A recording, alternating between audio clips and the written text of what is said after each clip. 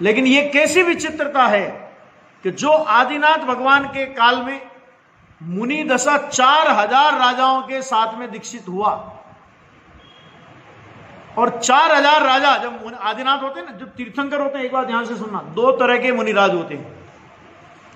एक होते हैं जिन कल्पी और एक होते हैं स्थविर कल्पी। उनमें अंतर कुछ नहीं होता, द्रव्यलिंग भावलिंग दोनों का समान होता है।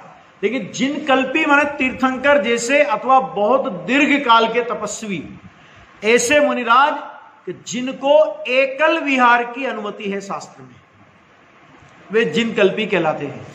और जिनको एकल विहार की अनुमति नहीं, वे भावलिंगी संत स्थविर कल्पी कहलाते हैं। बाकी दशा एक होती है। अब आदिनाथ तो दीक्षा लेकर के आत्म साधना में लीन हो गए। 6 महीने का तो उपवास का नियम ही लिया था, तो 6 महीने तक तो हिले ही नहीं। और बाद में भी जो हुआ वो सब आपको कहानी पता, अपने को तो महावीर भगवान पे पहुंचना है यहां से। अब ये तो देखा देखी हो गए थे भाई। आदिनाथ भगवान तो समझ पूर्वक अंतर में पूर्व भव की साधना से आए थे, लेकिन ये तो देखा देखी हो गए थे। तो देखा देखी हो गए तो हो गए 1 दिन 2 दिन 3 दिन 4 दिन 5 दिन, कितने दिन हो, अब सधने नहीं लगा। भूख के मारे बिलबिलाने लगे। अतीन्द्रिय आनंद का जोर बल तो था नहीं, ठीक है।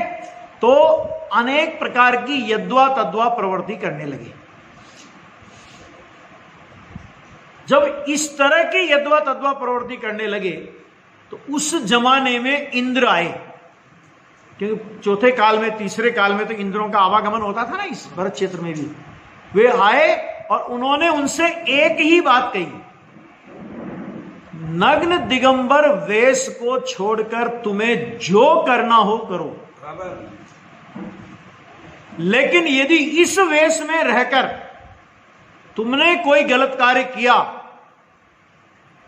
जिन शासन की विराधना का महापाप किया, तुम जिन शासन की तुमको विराधना करना है तो करो, लेकिन इस वेश के साथ में जिन शासन की विराधना नहीं कर सकते।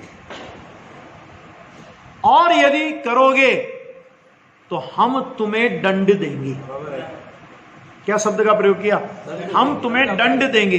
तो उन्होंने ये नहीं कहा कि तुम चौथे गुण स्थान वाले हमको दंड दोगे, तुम आवृत्ति हमको दंड दोगे, ये नहीं कहा,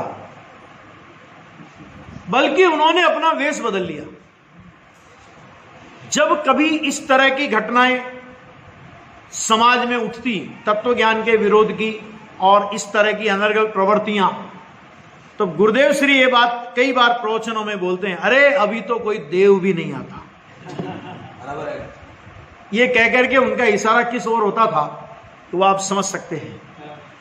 इसमें एक बात और कि ये आदिनाथ भगवान माने इस युग में धर्म के प्रारंभ के काल की स्थिति, और वो तीर्थंकरों का काल था। उस काल की स्थिति ये थी कि एक सच्चा मुनि था तो 4000 उसके साथ में नकली थे।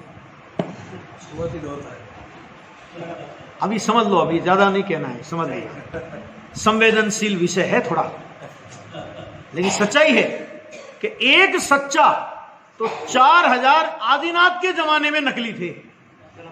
तो वो परसेंटेज अभी कोई कम तो नहीं हुआ होगा, ये तो पक्का है।